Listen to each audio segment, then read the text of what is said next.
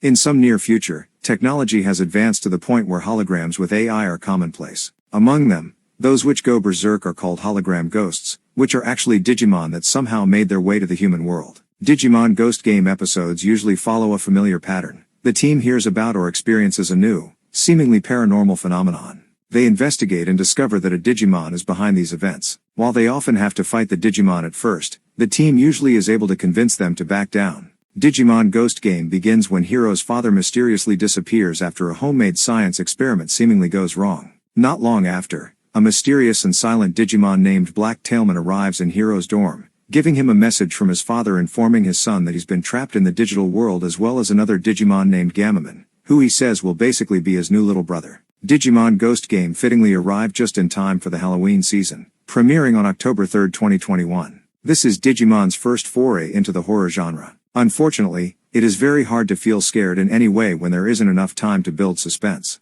By having everything be resolved in only 20 minutes, it makes the horror themes lack weight and remove any sense of suspense. Digimon Ghost Game sets itself apart from other series in the franchise by specifically focusing on horror, even though it can't make the most of it, which might also be holding back the series from reaching its full potential. Digimon Ghost Game could be classified as cozy horror as the gorier parts usually occur off-screen, such as Arukanimon eating humans' brains in episode 21, but the episode still included the squelching and crunching sounds as well as the horrified reactions of the other victims. The series has featured some horrific imagery and scary moments. However, most episodes instead focus on the compassion for the Digimon the team faces and their attempts to help misguided Digimon understand and adapt to the human world. It offers a darker approach but still not as obscure as Digimon Tamers, which involves tragic casualties of both Digimon and humans alike, and the D-Reaper is a deeply foreboding antagonist, the Dark Ocean in Digimon Adventure 02 or Digimon Survive Game, as most of the situations are somewhat predictable or broken up with humor. Digimon, while definitely more mature than its main competitor, Pokémon, is still meant for relatively young audiences. That means it can't show or imply anything too graphic to be appropriate for kids, and it is very hard to create kid-friendly content that is also scary. Digimon Tamers was designed as a kid-friendly version of Neon Genesis Evangelion, with darker themes present more than any series that came before or after. The show's inspirations are Ultra Q, Akuma-kun, Operation Mystery, Ultra 7, but these are far scarier to kids. The show's composer, head writer, is Masashi Sogo, whose favorite character is Angoraman. The original plan was to have Atsuhiro Tomioka, with whom Sogo has a good working relationship since he had helped with scripting on Digimon Adventure, continue on as series composer from Adventure, but he fell ill due to his busy schedule.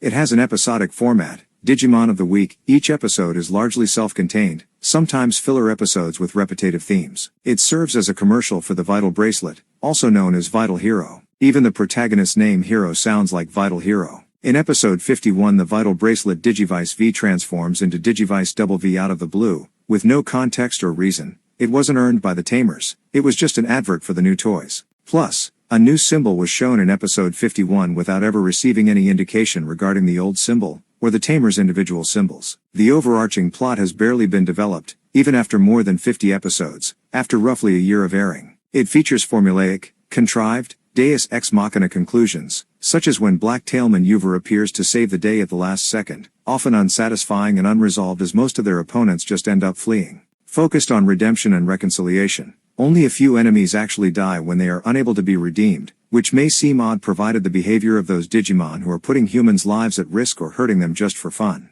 Digimon Ghost Game has taken a similar approach with villains to what the Naruto franchise eventually did. In both series, most are either confused or misunderstood victims of circumstance. The Digimon causing mayhem are usually portrayed as misunderstood and not intentionally evil, almost completely removing any sense of danger or threat that an episode might have had. It delves into Digimon personalities, behavior and lore to its credit. It introduces classic Digimon revitalized into Ghost Game style as well as entirely new ones such as Pubblemon, Oleamon among others. It's interesting and entertaining to see how the show uses and combines Digimon with classic horror stories. In conclusion, Digimon Ghost Game isn't bad at all, it just doesn't shine the way it was always meant to. Regarding Vital Bracelet, Vital Hero in the show, in Digimon Ghost Game, the team's Vital Bracelets are multi-purpose. The Vital Bracelets help sync Hero, Ruli Tsukiono, and Kyoshiro Higashimatarai with their Digimon partners, allowing Gammamon, Jellymon, and Angoramon to evolve between forms. The bracelets also allow the three main Digimon to switch between being visible and being invisible to the human eye. Using extra cartridges, they also can transport themselves into a space between the human world and the digital world, isolating dangerous Digimon from harming innocent bystanders. In episode 39 Contagion Island, when a Ryudaemon unwillingly evolved into a GulusGammamon, Hero and Gammamon were able to use their vital bracelet and their friendship with Ryudaemon to help him evolve back into his original form. In episode 47, as Nanamon explains his experiment to the team, Hero's vital bracelet lights up specifically when Hero affirms that Nanamon was experimenting on a human. The screen remains lit throughout Nanamon's explanation of his process. The screen shuts off after Nanamon specifically states that he believed he could achieve immortality by using the human spirit. It could indicate that Digivices could be used to preserve a Digimon's memories. Since the vital bracelets have been used to help multiple Digimon evolve into different forms, this ability could be used to help Digimon retain their memories even when they transform back into Digitamas. The timing of the screen shutting off could indicate that the human spirit is not the answer to digital immortality, at least not in the way that Nanamon believed.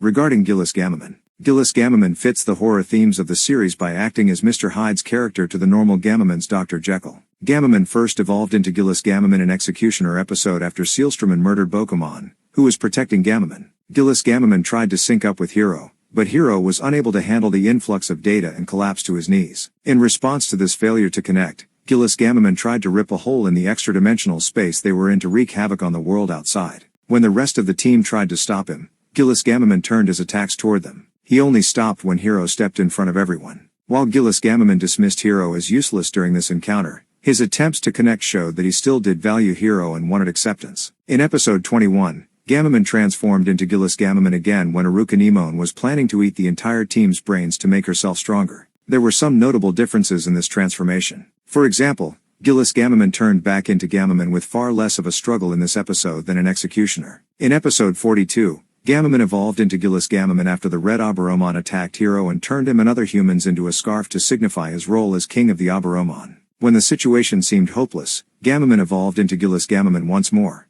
GulusGammamon remained ruthless in his revenge against the Aburomon. First, he killed the Red Aburomon, in part to free Hero and the rest of the human victims from the scarf. However, his treatment of the rest of the Aburomon was far more measured as he ate the rest of the colors from their auras. While the Aburomon survived this particular attack, the lack of their colors meant they could not continue their human hunting color wars for kingship. This slightly less ruthless change in tactics could be because Hero's compassion even for his enemies has started to influence Gammamon's darkest form. This time, when Hero told GulusGammamon to stop, he listened and told Hero not to get caught again, showing that even in this form, he does care about Hero. He claimed that Hero was one step closer before changing back to his Gammamon form. GulusGammamon may be referring to Hero being a metaphorical step closer to understanding him. There's a remote possibility that GulusGammamon has rampaged in the past before Hokuto Amanokawa sent Gammamon to Hero. GulusGammamon has seemed disappointed each time Hero does not sync with him in this form, which could either be a grab for more power or a sign that GulusGammamon still seeks connection even in his dark form. In episode 49 The Crimson Harvest Festival, Witchman asked Gammamon if he was the Dark Conqueror. While Gammamon was bewildered by the question, it is likely that Dark Conqueror is either a title that GulusGammamon has used in the past and could be a force behind the transportation of Digimon from the digital world to the human world. The Digimon Ghost Game team has often used their Digivices to transport themselves, their Digimon partners and the enemies they face into digital spaces that resemble the human world,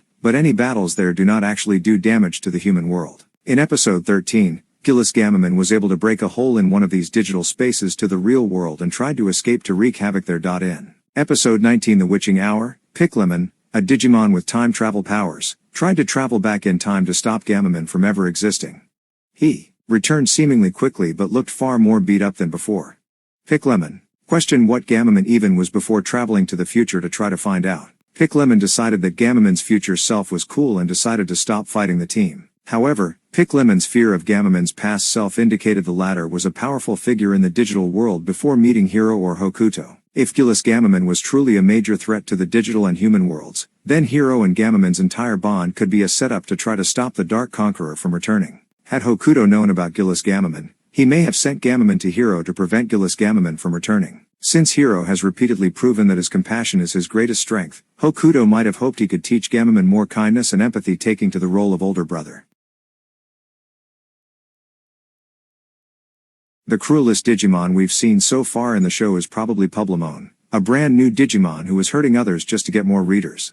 Publamon, a Digimon reporter, orchestrates horrible accidents to give itself the scoop on a story and fuel more views for its newsletter called Publi News, which claims to be telling news from the next day and that could not be removed from the reader's inbox. Publimon's obsession spiraled when Publimon realized how much more attention his stories would get if the target was a celebrity, specifically targeting people who did not like its writing. Publimon wrote stories about its detractors being hit by cars or injured in other dangerous ways, and that's what bought his death. Killing people may be the point of no return for Digimon because the damage inflicted is irrevocable.